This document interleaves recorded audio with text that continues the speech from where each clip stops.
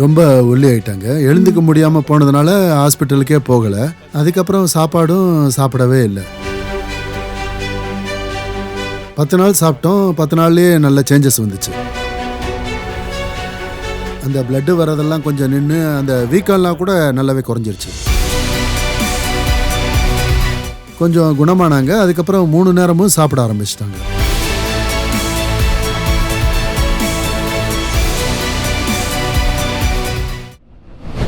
Welcome to Punarjan. இங்க medicine already use பண்ணிருக்காங்க. First டைம்லயே அவங்களுக்கு நல்ல ரிசல்ட் கிடைச்சிருக்கு. அவங்க கிட்ட ஸ்டார்டிங்ல இருந்து கேட்டு தெரிஞ்சுக்கலாம் எந்த மாதிரியான சேஞ்சஸ் வந்துச்சு, இந்த கேன்சர் வந்ததுக்கு அப்புறம் அதை எப்படி கண்டுபிடிச்சாங்க, புனர்ஜன் ஆயுர்வேதாக்கு அவங்க வரதுக்கான காரணம் என்னன்னு பேஷண்ட்டும் அவங்க ரிலேட்டிவும் இருக்காங்க, கேட்டு தெரிஞ்சுக்கலாம். சார் வணக்கம் சார், உங்க பேரு? வணக்கம், சக்திநாடுமா. எங்க இருந்து வரீங்க சார்? ஆக்கிவேடு. ஓகே, பேஷண்ட் யாரு சார்? மல்லேஸ்வரி, என்னோட அத்தை. அத்தையா? இப்ப அவங்களோட வயசு என்ன சார்? 60 வயசு ஆகுதா? என்னாச்சு சார் உங்க அத்தைக்கு? முதல்ல பிரஸ்ட் கேன்சர் வந்துச்சு. அது அப்புறம் பாடி ஃபுல்லா பரவிடுச்சு. வந்தப்போ நாங்க ஆஸ்பத்திரி கூட்டு போனப்போ பாடி ஃபுல்லா பரவி இருக்குன்னு சொன்னாங்க. பிரெயினுக்கு மட்டும்தான் வரல. ஆனா ஆபரேஷன் பண்றது வேஸ்ட், அதனால ஏதாவது சின்ன சின்ன பிசியோதெரப்பி அந்த மாதிரி கொடுக்கலான்னு சொன்னாங்க. கொஞ்ச நாள் தான் இருப்பாங்கன்னு சொன்னாங்க. அப்படியே கொடுத்துக்கிட்டே இருந்தோம். கொடுத்தப்ப ரொம்பவே ஒல்லி ஆயிட்டாங்க. எழுந்துக்கவே முடியாம ஆயிட்டாங்க. அதனால நாங்க ஆஸ்பத்திரிக்கும் கூட்டு போல. அப்புறம் 1 மாசத்துலயே நல்ல சேஞ்சஸ் வந்து எல்லாம் ஓப்பன் ஆகி பிளட் எல்லாம் வந்துருச்சு. பிளட் சீல் எல்லாம் வந்துருச்சு. ஆமா, பிரஸ்ட் கிட்ட நடக்க முடியாம ஆயிட்டாங்க. எதுவும் சாப்பிட்ற நிலைமையில கூட அவங்க இல்ல. அப்பதான் புனர்ஜனை பத்தி நாங்க கேள்விப்பட்டோம். இந்த ஆயுர்வேத பத்தி யூடியூப்ல பார்த்தோம். பார்த்து அவங்கள கூட்டிட்டு வர முடியாத நிலைமையில நாங்க இருந்தோம். அதனால ரிப்போர்ட்டை மட்டும் நாங்க எடுத்துட்டு வந்தோம். அவங்க மெடிசன்ஸ் கொடுத்தாங்க. ஒரு 10 நாள் சாப்பிட்டோம். 10 நாள்லயே நல்ல சேஞ்சஸ் தெரிஞ்சிச்சு. இந்த பிளட் வரதெல்லாம் கொஞ்சம் நின்னுது.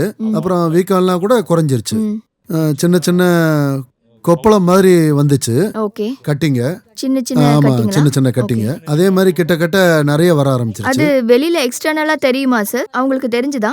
கட்டி நல்லாவே வெளியே தெரிஞ்சிச்சு. ஆனா இப்ப குறைஞ்சிருக்கு. இப்போ அங்கங்க பவுல்ஸ் மாதிரி இருக்கும், இங்க அங்க அப்படி எல்லா இடத்துலயும். பாவம், அவங்களுக்கு ரொம்பவே வலி அதிகமா இருந்தது. அப்புறம் பாத்தீங்கன்னா பிளட்டும் வந்தது, சீலும் வந்துகிட்டே இருந்துச்சு. அப்புறம் 10 நாளா மருந்து சாப்பிட்டதுக்கு அப்புறம் கொஞ்சம் கொஞ்சமா ரெக்கவர் ஆக ஆரம்பிச்சது. பாத்திருக்கீங்களா? அது உள்ளுக்குள்ளே கொஞ்சம் கொஞ்சமா குறையுது அந்த மாதிரி. அப்படி கட்டியா இருந்ததெல்லாம் குறைஞ்சிருச்சு. அப்புறம் கொஞ்சம் ரெக்கவர் ஆயிட்டாங்க. 3 தடவை நல்லா சாப்பிடுறாங்க. அப்போ சாப்பிட மாட்டாங்க, நடக்க மாட்டாங்க. ஆமா, அவங்களால சுத்தமா நடக்க முடியாது. சரியா பசி எடுக்காது, அப்படியே இருந்தாங்க. ஓகே சார், இப்போ அந்த கட்டிங்கிறது குறைஞ்சிருச்சு, பசியும் எடுக்குது. இப்போ அவங்க நல்லா நடக்கறாங்கல்ல? இப்ப சரியாயிட்டு. இந்த மூச்சு வாங்குறதெல்லாம் நின்னுடுச்சா? டயர்ட்னஸ்லாம் போயிடுச்சு இல்ல? இந்த 1 மந்த்ல நல்ல சேஞ்சஸ் வந்திருக்கு. நாங்க ஹைதராபாத்ல இருக்கோம், அவங்க அங்க இருக்காங்க.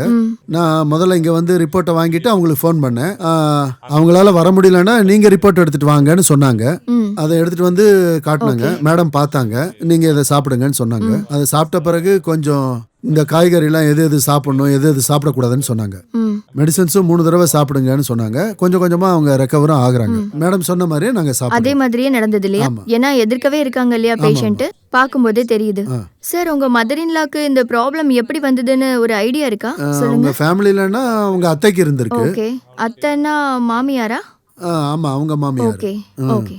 ஆனா அவங்க எல்லாம் இறந்து ரொம்ப வருஷம் ஆயிடுச்சு. சோ அந்த மாதிரி ஏதாவது சான்சஸ் இருக்கும் அப்படின்னு நீங்க நினைச்சீங்க? அப்படிதான் நினைக்கிறோம். ஓகே.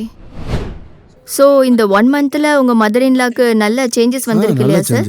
இன்னொரு கோர்ஸ் இருக்கு இல்லையா? அந்த கோர்ஸ் கம்ப்ளீட் பண்ணதுக்கு அப்புறம் பெட் ஸ்கேன் எடுப்பாங்க இல்லையா? அதுல தான் நமக்கு எவ்வளவு கம்ப்ளீட்டா குணமாயிருக்குன்னு தெரியும். சோ இவங்களுக்கு சீக்கிரமே குணமாகணும்னு வேண்டிக்கிறோம். நம்ம அடுத்த வீடியோல பார்க்கலாம். Thank you sir. Thank you madam.